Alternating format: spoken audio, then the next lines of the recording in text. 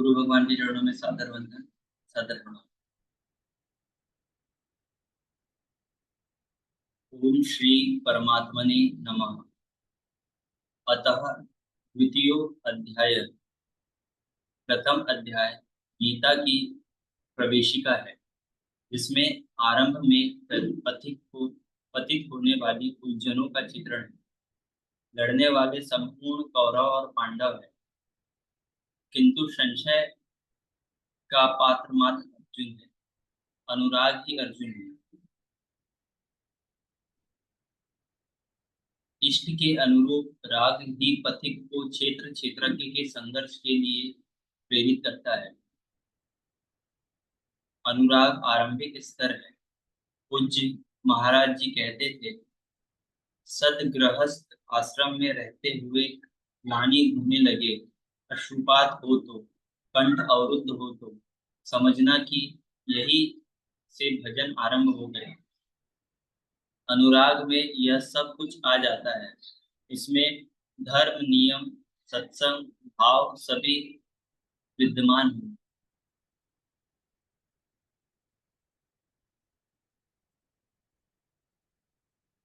अनुराग के प्रथम चरण में पारिवारिक मोह बाधक बनता है। पहले मनुष्य चाहता है कि वह उस परम सत्य को प्राप्त कर ले, किंतु आगे बढ़ने पर वह देखता है कि इन मधुर संबंधों का उच्छेद करना हो, तब हताशा हो जाता है।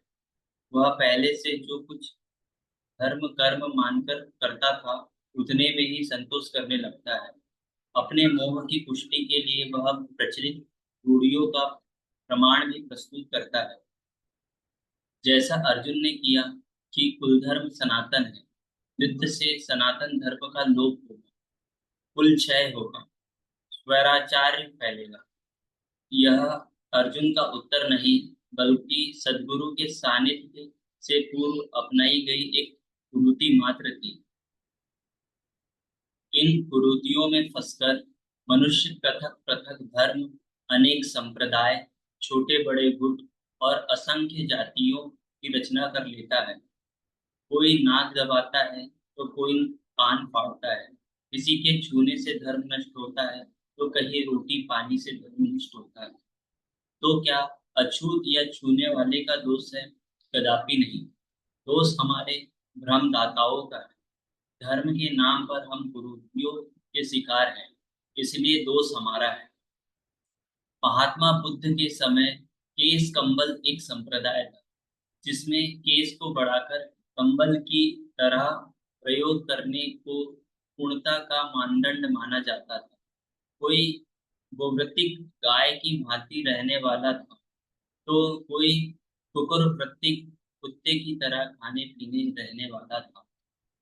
ब्रह्म विद्या का इनसे कोई संबंध नहीं है।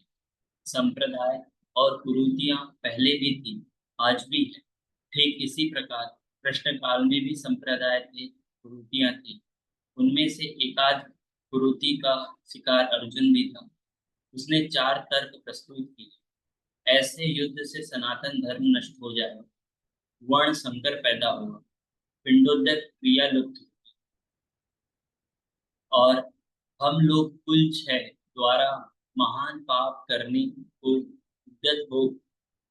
उद्यत हुए हैं। संजय उवाच।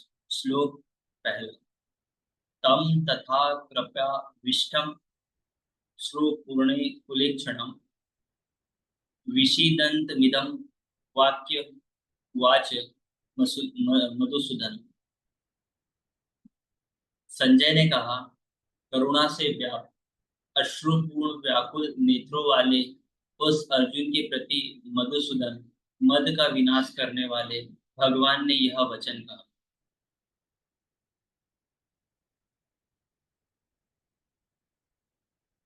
श्लोक नंबर दूसरा।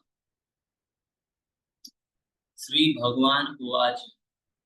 उत्सत्वा कलशमिदं विस्मे समुपस्थितम् अनार्य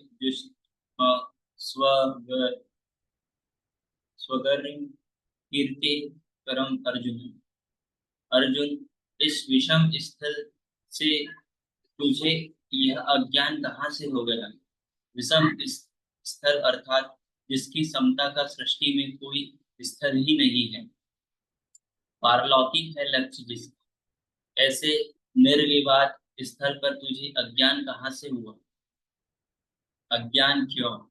अर्जुन तो सनातन धर्म की रक्षा के लिए कटिबद्ध है। क्या सनातन धर्म की रक्षा के लिए प्राण बाण से तत्पर होना अज्ञान है? श्री कृष्ण कहते हैं, हाँ, यह अज्ञान है। ना तो संभावित पुरुषों द्वारा इसका आचरण किया गया है, ना यह स्वर्ग ही देने वाला है, और ना यह कीर्ति को ही करने वाला है। सन्मार्ग पर जो दृढ़ता पूर्वक आरूढ़ है, उसे आर्य कहते हैं। गीता आर्य संहिता है। परिवार के लिए मरना मिटना, यदि अज्ञान ना हो तो महापुरुष महापुरुष उस पर अवश्य चले होते। यदि कुल धर्म ही सत्य होता तो स्वर्ग और कल्याण की नीह श्रेणी अवश्य बनती। यही कीर्तिदायक भी नहीं है। मीरा भजन करने लगी, लोग कहे मीरा भई बावरी, सास कहे कुल नसीब। जिस परिवार कुल और मर्यादा के लिए मीरा की सास बिलख रही थी, उस आज उस कुलवंती सास को कोई नहीं जानता, मीरा को विश्व जानता है। ठीक उसी प्रकार परिवार के लिए जो परेशान है, उनकी भी कीर्ति कब तक रहेगी? जिसमें कीर्ति नहीं, कल्याण नहीं, श्रेष्ठ पुरुषों ने भूलकर भी इसका आचरण नहीं किया, तो सिद्ध है कि वह अज्ञान है। अतः